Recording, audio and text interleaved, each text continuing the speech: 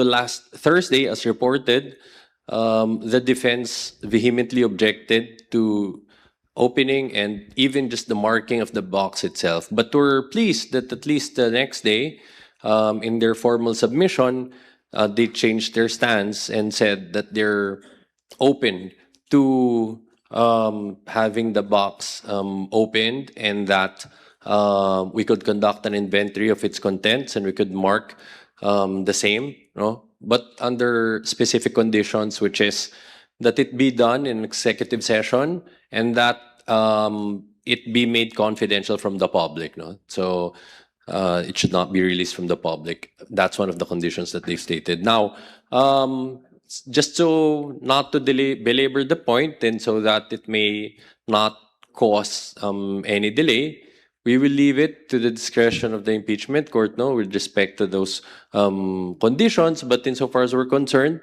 no, we would like to take that as a positive step towards transparency, at least now compared to their original stance of not even allowing us to market. Now at least we'll finally be able to see, you know, the contents of that BIR box.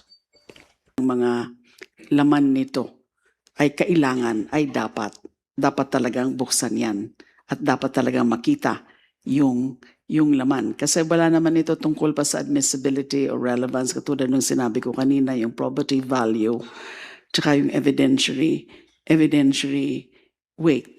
So, yun po ang aming posisyon. Now, ang sa amin nga, at least my position is that hindi naman kailangan ng executive session. Bakit kailangan pa ng executive session? Yun lang naman ang gagawin muna.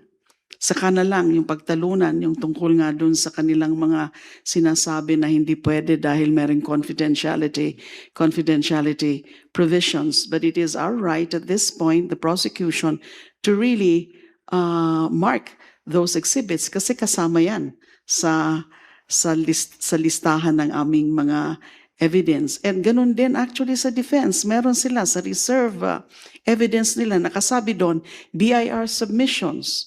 So baka kasama yan. Yung mga ITRs of the spouses, BP Sara and Manscarpio, and yung mga companies na meron silang business interest, yung mga other tax records. So yes, kailangan buksan yan para markahan yung laman yan. Yan po ang pinakaposisyon ng prosecution. Thank you.